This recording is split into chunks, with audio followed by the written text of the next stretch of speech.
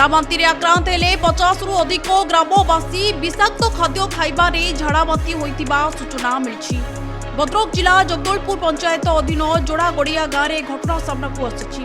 आक्रांतक संख्या 50 बोली मेडिकल तरफ सूचना दि जाइछि। स्थानीय आशा कर्मी और सरपंच घटना विषय खबर पाई सीडीपीओ को जणाइथिले। परे भद्रक सीडीपीओ डॉक्टर सुधांशु शेखर बड़ महामारी विशेषज्ञ डॉक्टर पार्थ सारथी मिश्र टीम सह भद्रक मेडिकल रो 3टी टीम गाँव में पहुंची चिकित्सा आरंभ करिछि। घर घर बुली चिकित्सा करा जाउछि। स्थानीय अंगनवाड़ी केन्द्र रे कैंप करिसंती मेडिकल टीम। कैंप रे चिकित्सा सह आक्रांत को ओआरएस सह अन्य मेडिसिन दिया जाउछि। लोक एठी बाकापकी 150 लोक भलिया एठी एफेक्टेड हेजंती आसंती लोक आमर भद्रक सीडीएम हम खबर देइतनु। आम सरपंच मात्र बिजुना माध्यम खबर देइतनु। माने 3-4 जण जोड़ागड़ियावासी मते फोन कले जे एबळा झाड़ाबांतिर आक्रांत बहु लोक होइचंती ट्रीटमेंट पई से माने आमको जणाइले।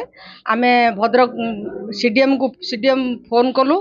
तांकर टीम बरपदा टीम मेडिकल टीम आउ रानीताल मेडिकल टीम को फोन कला परे से तुरंत यथासंभव आसी ये अंचलवासी को जेमिति ट्रीटमेंट दबा कथा से सेमिति ट्रीटमेंट कले। जगदलपुर पंचायत जोड़ागड़िया साइड होती मु सकाल खबर पाई निजे मु जाइतिली।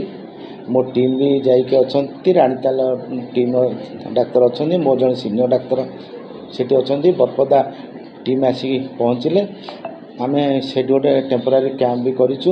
2 जन को अधिक चिकित्सा पाई मेडिकल को पठा जाइछि। झाड़ाबांतिर कारण जानिबा पाई झाड़ा परिस्रा परीक्षा करा जाउछि। भद्रकरू कमलोचन पंडा रिपोर्ट डुमानी टीवी।